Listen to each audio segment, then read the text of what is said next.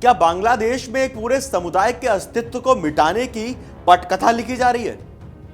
24 जनवरी को नरसिंदी में 23 साल के चंचल चंद्र भौमिक को जिस बेरहमी से जलाकर मार दिया गया, वो बांग्लादेश में अल्पसंख्यकों के खिलाफ जारी खूनी खेल का सबसे ताजा और भयावह चेहरा है।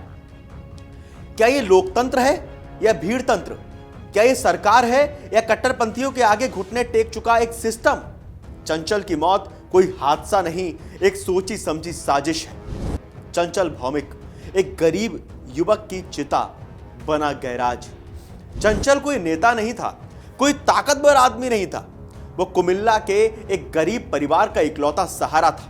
एक बीमार मां, दिव्यांग भाई और छोटे भाई की जिम्मेदारी उसके कंधों पर थी। वो मस्जिद बाजार के एक गैराज में दिन रात पसीना बहाता था।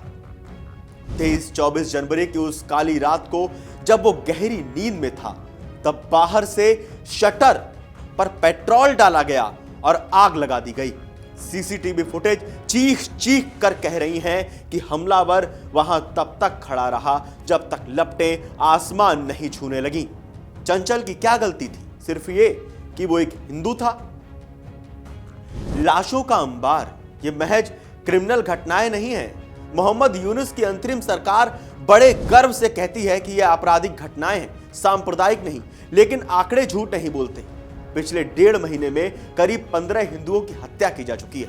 दीपू चंद्रदास, मेमन सिंह में भीड़ ने ईश निंदा का झूठा आरोप लगाकर उसे पीट पीट कर मार डाला और फिर शव को पेड़ से बांधकर फूंक दिया।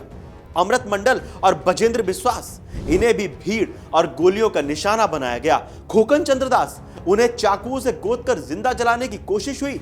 अगस्त 2024 से अब तक 2400 से ज्यादा हिंसा की घटनाएं दर्ज हुई हैं। क्या दुनिया अब भी इसे छिटपुट वारदात कहेगी या फिर सीधा साधा टारगेटेड अटैक कहा जाएगा?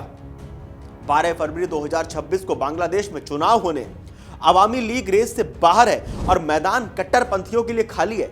जमात इस्लामी, जिस पर कभी पाबंदी थी, आज सत्ता के करीब है। इनके नेता खुलेआम मंचों से अल्पसंख्यकों को संसद से बाहर रखने की धमकियां दे रहे हैं।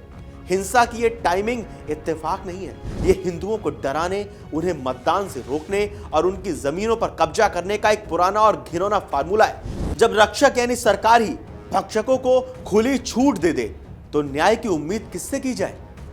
आंकड़े गवाह हैं कि 1971 में जो हिंदू आबादी 25% थी, वो आज गिरकर 7.95% रह गई है। यह गिरावट खुद ब खुद नहीं हुई, बल्कि डराकर, मारकर और भगाकर की गई है। अंतरिम सरकार की निष्क्रियता और जांच जारी वाले रटे रटाए बयान अब गले नहीं उतरते। भारत सरकार और अंतरराष्ट्रीय संगठनों को अब सिर्फ चिंता नहीं, बल्कि कार्रवाई की मांग करनी चाहिए। चंचल चंद्र भौमिक की जलती हुई चिता बांग्लादेश के तथाकथित धर्मनिरपेक्ष चेहरे पर एक काला धब्बा भी है। आप लोगों को क्या लगता है, हमें कमेंट करके बताएं और देश और दुनिया की तमाम बड़ी खबरें जानने के लिए देखते रहिए अमर उजाला। अगर आप ये वीडियो YouTube पर देख रहे हैं तो हमारे चैनल को सब्सक्राइब कर बेल आइकन दबाएं और Facebook पर देख रहे हैं तो हमारे पेज को लाइक करें।